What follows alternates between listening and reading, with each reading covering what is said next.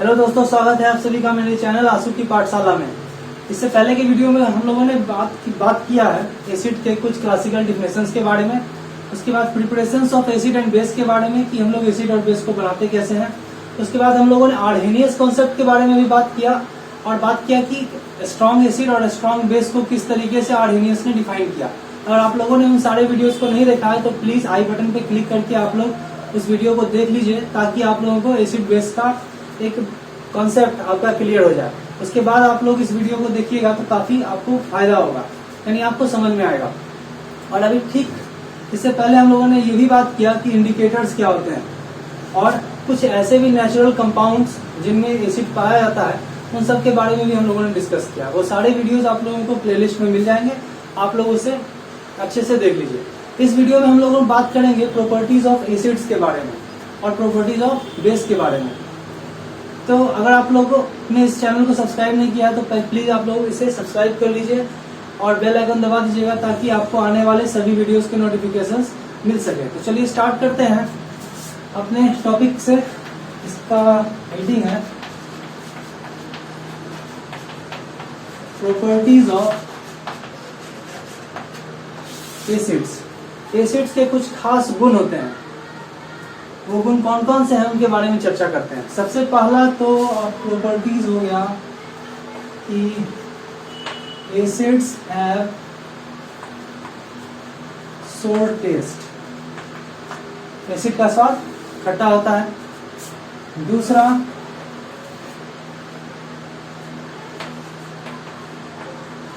Acid react with base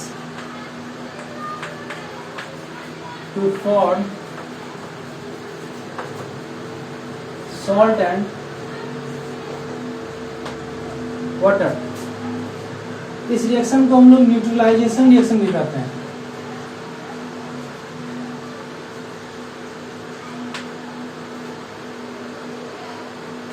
neutralisation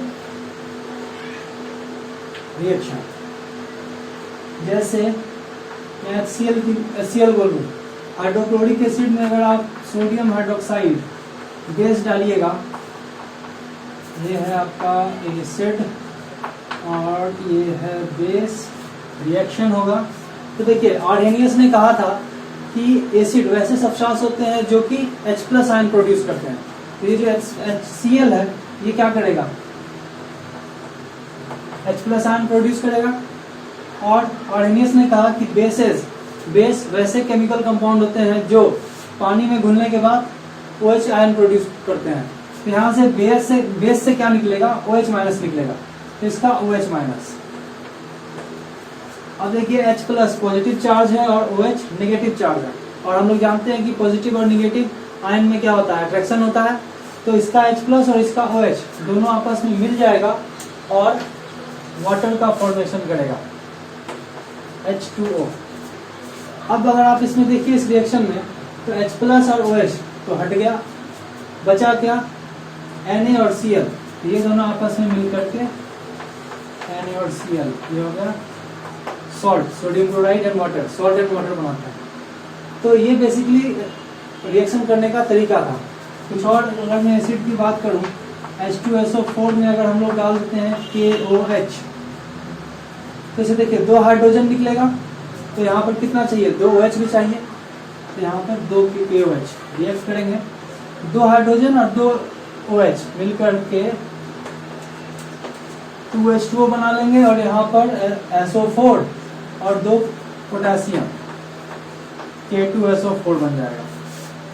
और आप लोगों को ये केमिकल रिएक्शन या केमिकल कंपाउंड और आप लोगों को लिखना नहीं आता है, यानी केमिकल फार्मूला अगर आपको नहीं आता है लिखना, तो आप लोग मुझे कमेंट करके बताइएगा। मैं केमिकल फार्मूला किस तरीके से लिखते हैं मैं उसे बता दूंगा। और वैसे भी मैं आने वाले वीडियोस में हम लोग बात करेंगे मोल के ऊपर बात करेंगे कि किसी रिएक्शंस को हम लोग कैसे लिखते हैं, उस पर बात करेंगे और कुछ मैथमेटिकल कॉन्सेप्ट्स देखेंगे। और आने वाले वीडियो में मैं 11-12 पर भी वीडियो बनाऊंगा। और अगर आप लोगों को मैथ से रिलेटेड भी, अगर मैथ और फिजिक्स या फिर बायोलॉजी से रिलेटेड अगर आपको वीडियोस चाहिए क्लास 10th के, तो आप लोग मुझे कमेंट करके बताइए, मैं उस पर भी वीडियो बनाऊंगा। तो कुछ और आप रिएक्शन देखिए, जैसे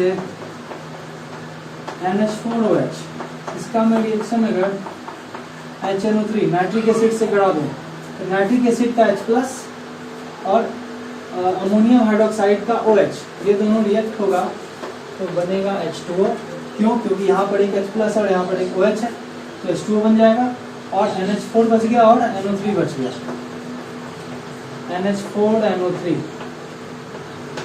ये बन जाएगा आपको अमोनियम नाइट्रेट।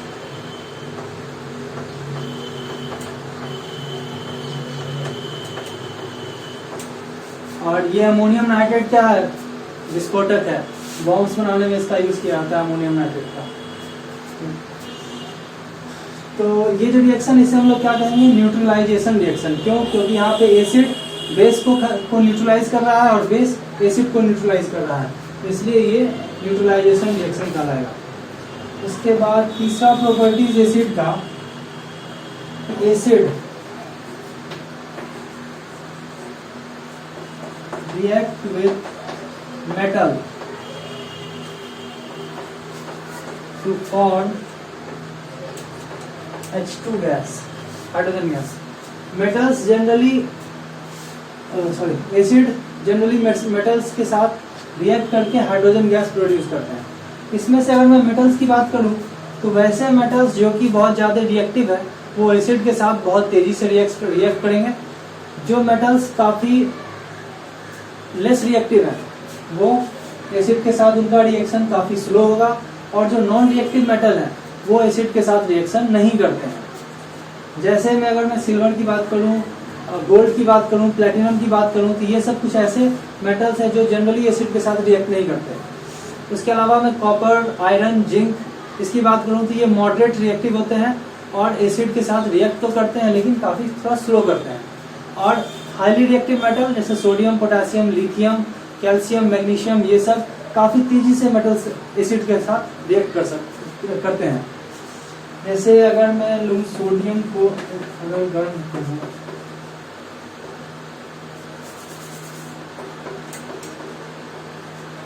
सोडियम का रिएक्शन अगर मैं हाइड्रोक्लोरिक एसिड के साथ कराऊं तो सोडियम काफ़ी ज़्यादा रिएक्टिव होता है हाइड्रोजन से। अगर आप लोगों को रिएक्टिविटी सीरीज पता हो तो फिर आप ये रिएक्शन को आप आसानी से कर सकते हो। लेकिन अगर आपको रिएक्टिविटी सीरीज पता नहीं है तो आप मेरे पहले की वीडियोस में जाकर के डिस्प्लेसमेंट रिएक्शन में आप ये रिएक्टिविटी सीरीज को देख सकते हैं। तो रिएक्टिविटी सीरीज में अगर आप देखिएगा तो हाइड्रोजन बहुत कम रिएक्टिव होता है सोडियम से, यानी सोडियम बहुत ज़्यादा रिएक्टिव है।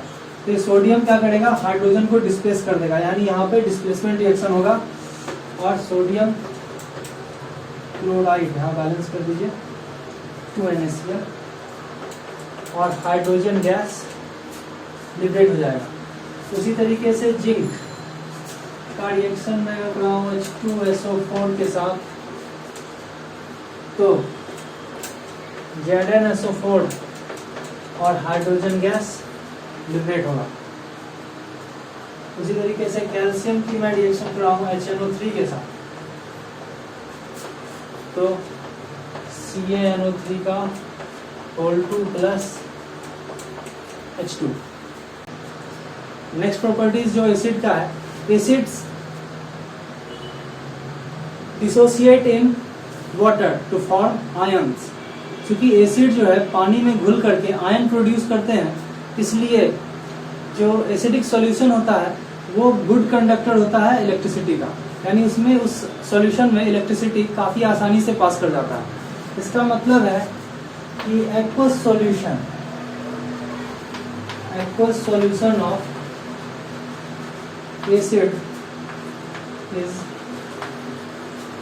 Good conductor of electricity.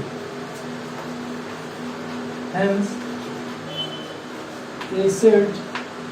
acids are called electrolyte. क्योंकि एसिड का जो एक्वस सॉल्यूशन है इलेक्ट्रिसिटी को कंडक्ट करता है, इसलिए एसिड्स जो है गुड कंडक्टर होते हैं इलेक्ट्रिसिटी का, और इसलिए हम लोग उसे इलेक्ट्रोलाइट कहते हैं। ठीक, उसी प्रकार से acid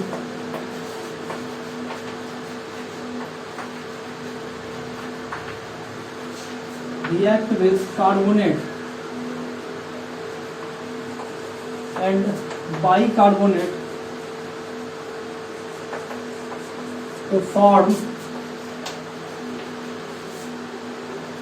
carbon dioxide gas and salt। जैसे HCl का रिएक्शन अगर मैं करा दूं Na2CO3, सोडियम कार्बोनेट के साथ अगर मैं HCl का रिएक्शन कराता हूं, तो देखिए जहां भी जब भी आपको इस तरह का रिएक्शन दिया हो, एसिड और कार्बोनेट, एसिड या बाइकार्बोनेट, मैं यही पे लिखता हूँ HCl प्लस NaHCO3, यह है सोडियम बाइकार्बोनेट और यह है सोडियम कार्बोनेट। तो सबसे पहले तो आप देखिए यहाँ पर दो सोडियम है, सोडियम की वैलेंसी 1 होती है, यहाँ 2 सोडियम है यानी टोटल वैलेंसी +2। तो यहाँ और यहाँ पर है क्लोरीन, एक क्लोरीन है, क्लोरीन की वैलेंसी -1। तो एक सोडियम एक क्लोरीन के साथ रिएक्ट कर सकता है। यहाँ पर 2 क्लोरीन है, सॉरी 2 सोडियम है, तो 2 क्लोरीन होना चाहिए, यानी यहाँ पर 2 लगेगा। ऐसे भी सोडियम ज़्यादा रिएक्टिव होता है हाइड्रोजन से, तो दोनों सोडियम यहाँ पे 2 हाइड्रोजन को हटा देगा। तो 2 सोडियम 2 क्लोरीन मिल करके 2 NaCl बना लिए, नमक। अब कार्बोनेट का मतलब एक कार्बन है और 3 ऑक्सीजन है, तो इससे पहले आप CO2 निकाल दीजिए। CO2 कार्बन डाइऑक्साइड गैस, यहाँ से CO3 में से CO2 चला गया, तो बचा क्या, एक ऑक्सीजन और यहाँ पर 2 हाइड्रोजन है। तो एक ऑक्सीजन 2 हाइड्रोजन, एक ऑक्सीजन 2 हाइड्रोजन, एक ऑक्सीजन और 2 हाइड्रोजन, क्या बन गया, जल, वाटर। हम लोग लिखेंगे H2O। तो HCl का रिएक्शन अगर हम लोग कार्बोनेट के साथ कराते हैं तो सोडियम कार्बन डाइऑक्साइड गैस बनेगा, वाटर बनेगा और सॉल्ट बनेगा। इसी तरीके से यहाँ पर आप देखिए एक सोडियम है, एक क्लोरीन चाहिए, NaCl बन जाएगा, सिंपल। अब यहाँ पर देखिए CO3 है, तो इससे क्या करेंगे, पहले तो CO2 निकाल देंगे, कार्बन डाइऑक्साइड निकल गया। अब बचा यहाँ पर एक ऑक्सीजन, एक हाइड्रोजन, यहाँ एक हाइड्रोजन, 2 हाइड्रोजन और एक ऑक्सीजन बचा हुआ है, तो H2O। आई होप आप लोग समझ रहे होंगे इस चीज को। ठीक, कुछ और एग्जांपल आप देखिए। H2SO4 का रिएक्शन हम लोग कराते हैं CaCO3 के साथ, कैल्शियम कार्बोनेट के साथ हम लोग कराते हैं H2SO4 का रिएक्शन। तो उसी तरीके से रिएक्शन करेंगे। सबसे पहले कैल्शियम का वैलेंसी 2, यानी कैल्शियम 2 हाइड्रोजन को रिप्लेस कर सकता है, तो CaSO4, ठीक है। या फिर आप ऐसे भी देखिए CO3 है, इससे पहले क्या करेंगे हम लोग, एक CO2 बाहर निकाल दिए, यहाँ पर एक ऑक्सीजन बचा हुआ है, CO3 में से CO2 बाहर निकल गया, तो एक ऑक्सीजन बचा, यहाँ पे 2 हाइड्रोजन है, तो एक ऑक्सीजन 2 हाइड्रोजन, एक ऑक्सीजन 2 हाइड्रोजन, यानी H2O बाहर निकल गया। तो अब बचा क्या, एक कैल्शियम बचा, एक सल्फेट बचा, CaSO4 कैल्शियम सल्फेट। ठीक है, काफी बहुत आसान रिएक्शन है, आप बस फॉलो करते जाइए मुझे, मेरे चैनल को, आपको सारा का सारा कॉन्सेप्ट इजी वे में आप लोगों को समझ में आएगा। इसी तरीके से आप CaCO3 का रिएक्शन HNO3 के साथ कराते हैं, क्या बनेगा, इस रिएक्शन को आप लोग जो भी बनेगा, आप मुझे जो भी प्रोडक्ट बनेगा इस रिएक्शन से, कैल्शियम कार्बोनेट का रिएक्शन अगर हम लोग 2HNO3 के साथ कराते हैं, जो भी प्रोडक्ट बनेगा आप मुझे कमेंट करके बताइए। ये आप लोगों का होमवर्क है आज, कमेंट करके बताइए कि क्या बनेगा, अगर आप लोगों ने ये रिएक्शन को समझाया तो। उसी तरीके से छठा जो प्रॉपर्टीज है इसका, acid react with metal oxide to form salt and water। जैसे कि आप ले लेते हैं जैसे sodium oxide Na2। Sodium oxide का रिएक्शन आप करा दीजिए HCl के साथ, एकदम वही रिएक्शन, एक ऑक्सीजन दो हाइड्रोजन, एक ऑक्सीजन दो हाइड्रोजन H2O बन के निकल गया, एक ऑक्सीजन इसका दो हाइड्रोजन, सोडियम दो क्लोरीन, 2NaCl। बहुत ही इजी रिएक्शन, बहुत इजी रिएक्शन। समझ में आ रहा हो तो लाइक कीजिए, दबाकर लाइक कीजिएगा मेरे वीडियो को। ZNO जिंक ऑक्साइड को अगर आप H2SO4 के साथ रिएक्ट कराइए, दो हाइड्रोजन एक ऑक्सीजन, क्या निकलेगा बोलिए H2O, और जिंक और SO4 ZnSO4 सॉल्ट बन गया, सॉल्ट और वाटर बन गया। बहुत ही सुंदर रिएक्शन। उसी तरीके से CaO कैल्शियम ऑक्साइड का रिएक्शन अगर हम लोग कराते हैं HNO3 के साथ, देखिए नाइट्रेट का वैलेंसी होता है -1, कैल्शियम का वैलेंसी होता है +2, यानी एक कैल्शियम के लिए दो नाइट्रेट चाहिए, एक कैल्शियम के लिए दो नाइट्रेट चाहिए। यानी अगर मैं यहाँ पे 2 दे दूँ तो 2 नाइट्रेट हो गया, 2 कैल्शियम। अब इसमें देखिए 2 हाइड्रोजन एक ऑक्सीजन है, 2 हाइड्रोजन और एक ऑक्सीजन, क्या बन जाएगा H2O। और क्या बन गया कैल्शियम और HNO3, कैल्शियम और 2 HNO3, यानी CaNO3 का होल ट्वाइस कैल्शियम नाइट्रेट। ठीक है, ये सब कुछ रिएक्शंस हैं। और आप कर सकते हैं K2O, आप पोटेशियम ऑक्साइड ले लीजिए, इसका आप रिएक्शन करा दीजिए किसके साथ, तो CH3COO COH एसिटिक एसिड के साथ। वीक एसिड है, अगर मैं इसके साथ रिएक्शन करा दूँ तो देखिए 2 लेना पड़ेगा, 2 हाइड्रोजन एक ऑक्सीजन, H2O बन गया, बचा क्या 2 पोटेशियम और 2 एसीटेट, यानी मैं कहूँगा 2 CH3COOK, यानी पोटेशियम एसीटेट, पोटेशियम एसीटेट बन गया, जिसका नाम एसिटिक एसिड। आई होप आप लोग समझ में आ रहा होगा। ये रिएक्शन काफी हल्का और काफी इजी रिएक्शन है इसे, लेकिन काफी इफेक्टिव है। इससे ढेर सारा आपका क्वेश्चन आता है बोर्ड एग्जाम के पॉइंट ऑफ व्यू से, तो ये काफी इंपॉर्टेंट है प्रॉपर्टीज ऑफ एसिड। इससे बहुत सारे क्वेश्चन पूछे जाते हैं एसिड और बेस से। उसी तरीके से ये हो गया आपका एसिड का प्रॉपर्टीज। बात करते हैं आप लोग हम प्रॉपर्टीज ऑफ बेसिस के बारे में।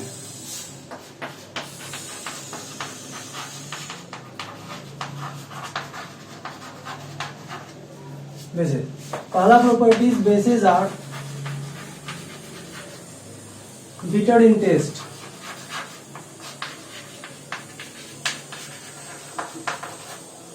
second it turns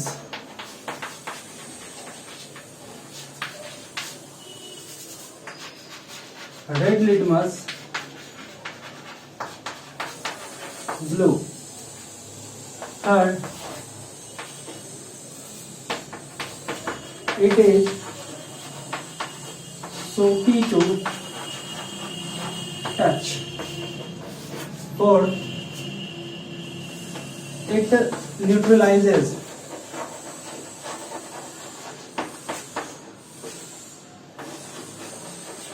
acid to form salt and water। जैसे NaOH का रिएक्शन अगर हम लोग H2SO4 के साथ कराते हैं तो ये बेस और ये एसिड है, तो अभी हम लोगों ने देखा Na2SO4 और H2O बन जाएगा, सॉल्ट एंड वाटर बनेगा। अगला properties, bases react with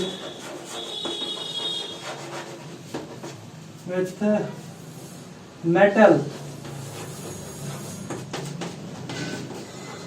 to form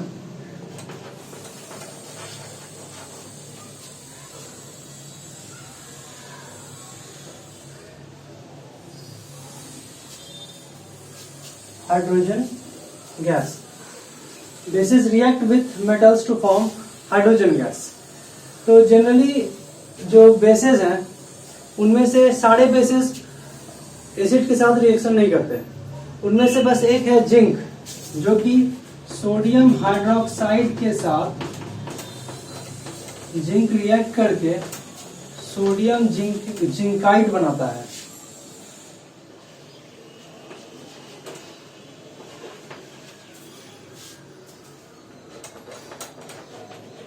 plus Na2Zn O2 plus H2O, sodium जिंकाइड।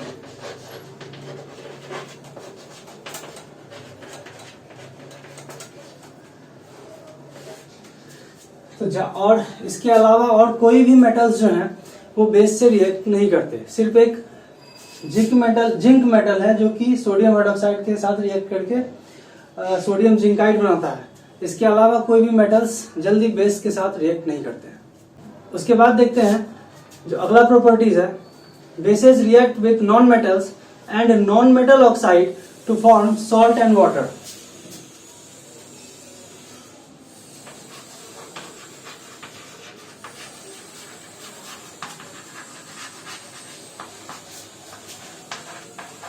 Non metals slash non metal oxide. हम लोगों ने बात किया है कि नॉन मेटल ऑक्साइड कैसा होता है, एसिडिक नेचर का, और ये है बेस। तो बेस एसिड के साथ रिएक्ट करेगा तो क्या बनाएगा, सॉल्ट एंड वाटर बनाएगा। सिंपल सा इक्वेशन है। तो bases react with non metal and non metal oxide to form salt and water. बहुत ज्यादा गर्मी है आज। जैसे आप हम लोग देखते हैं कैल्शियम हाइड्रोक्साइड। कैल्शियम हाइड्रोक्साइड का रिएक्शन अगर हम carbon dioxide non metal oxide के साथ कराते हैं तो हम लोगों को बनता है calcium carbonate CaCO3 plus H2O, salt और वाटर। उसी तरीके से हम लोग कराते हैं NaOH का रिएक्शन 2NaOH का रिएक्शन CO2 के साथ, तो बनता है Na2CO3 plus H2O, sodium carbonate और एंड वाटर। उसी तरीके से अगर हम ले लें मैग्नीशियम हाइड्रोक्साइड, उसका रिएक्शन अगर हम करवाते हैं कार्बन डाइऑक्साइड के साथ तो बनता है MgCO3 MgHCO3 HCO3 का होल 2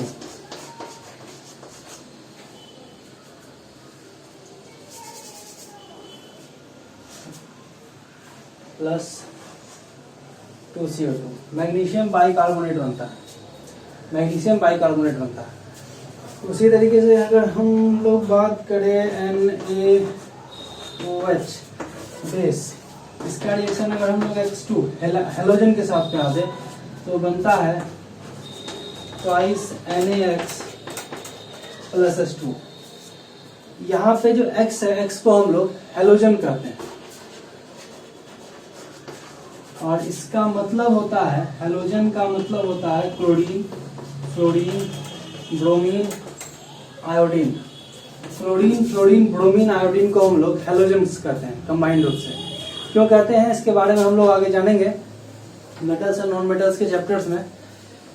तो ये रहे कुछ एग्जांपल्स, कुछ प्रॉपर्टीज बेसिस के। आई होप आप लोग को समझ में आ रहा होगा ये वीडियो।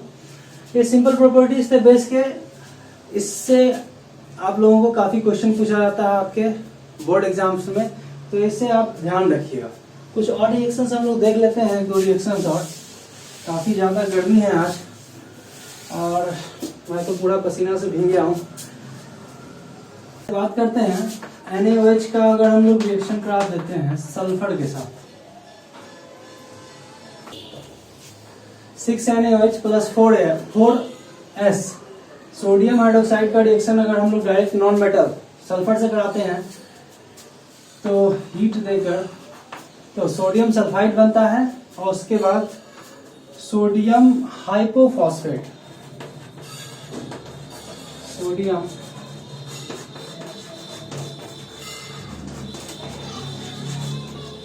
सोडियम हाइपोफॉस्फेट बनता है और वाटर बनता है। उसी तरीके से अगर हम लोग 3NaOH सोडियम हाइड्रोक्साइड का रिएक्शन अगर हम लोग फास्फोरस के साथ करते हैं वाटर के प्रेजेंस में, तो इससे हम लोगों को फॉस्फीन गैस निकलता है, PH3 इसका नाम है फॉस्फीन, प्लस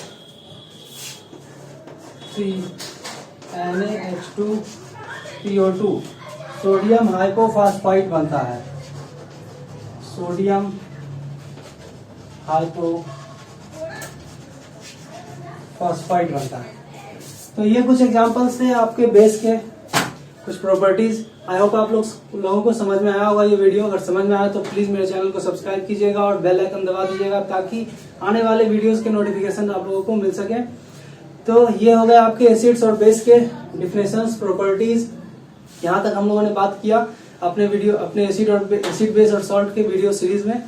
अगले वीडियो में हम लोग बात करेंगे सॉल्ट्स के बारे में और सॉल्ट का फॉर्मेशन किस तरीके से होता है, उसका क्लासिफिकेशन क्या है, और एक काफी इंपॉर्टेंट टॉपिक पीएच स्केल के बारे में बात करेंगे। उसके बाद आप लोगों का चैप्टर खत्म होने की तरफ बढ़ेगा। फिर उसके बाद कुछ हम लोग प्रैक्टिस करेंगे एसिड बेस से रिलेटेड और जानेंगे कि इससे किस तरह का क्वेश्चन पूछा जा सकता है। तो बने रहिए तब तक के लिए मेरे साथ।